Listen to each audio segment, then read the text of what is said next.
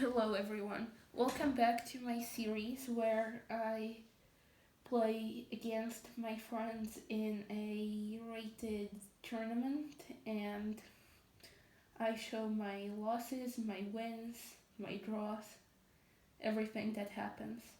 In this game, we'll be taking a closer look on a very attacking game that I very much enjoyed playing, and let's get into it.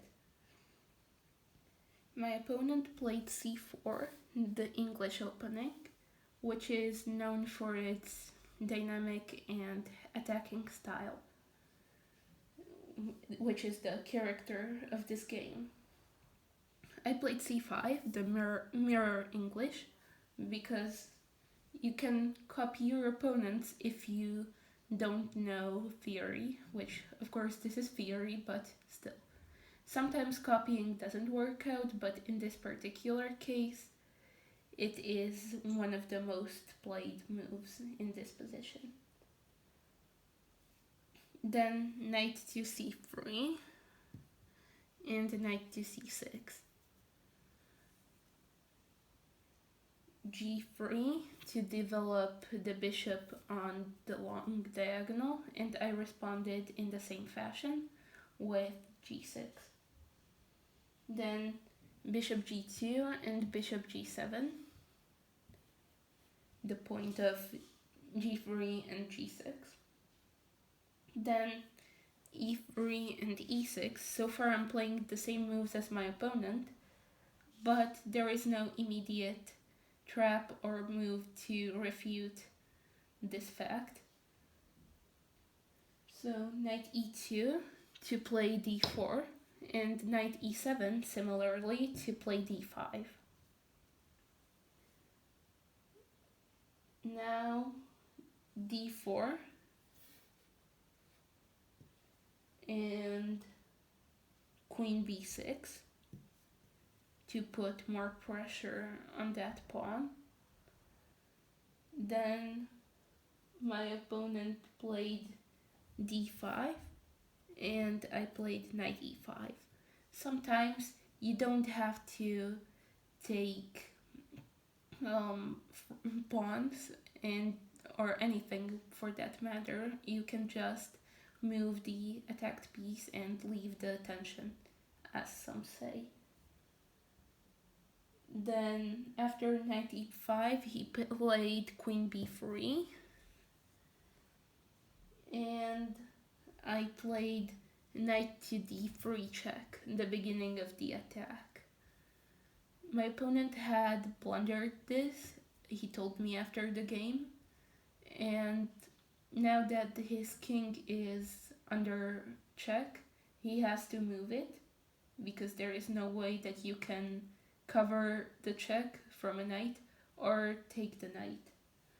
So he played king d2 and I played knight takes f2. My knight can still return to g4 if attacked with rook f1, so it's safe and the pawn is safe to take. So as I said, he played rook f1 and I returned to g4. Then he played h3, kicking out my knight, where I returned to f6. Then he played d takes e6, probably to attack my king with the rook eyeing the e file, the f file, and the pawn as well. So I played d takes e6, because of course we don't give free pawns, so if he takes, I should probably take back. Then knight a4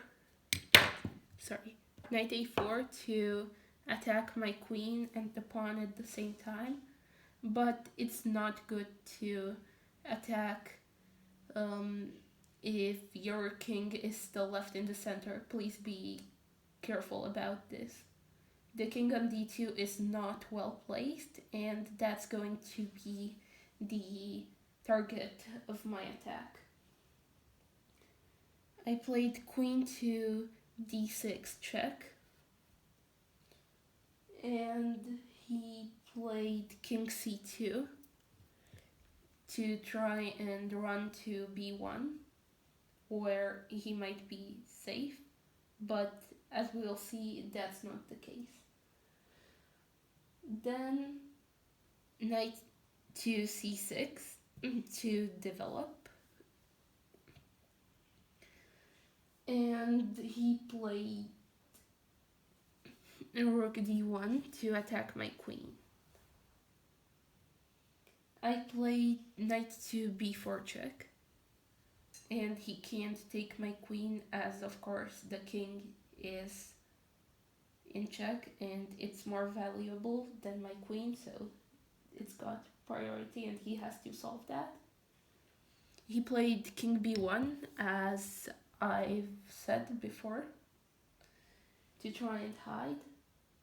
I played queen to e5 to move away from the attack, from the d1 rook, and to potentially give a check on f5. Then he played a3, so I gave the queen f5 check, which he played e4, and I took knight takes e4. Now, he can't ever take my knight, because, for example, now, if he takes a takes b4, then I have knight e2, or knight d2 check, which forks his king and queen, and I win material because it's a double check, so he can't take my knight. So, how did he respond? He took bishop takes e4, and I took queen takes e4.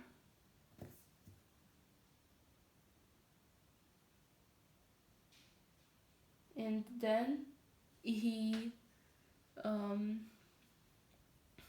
played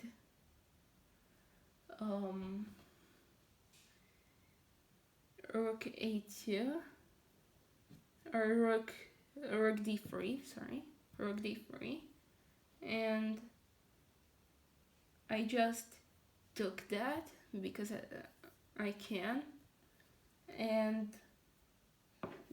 so now this attack has given me a free rook, and he has to now take my queen, after which I've taken his queen with my knight, and now it's completely winning for me, and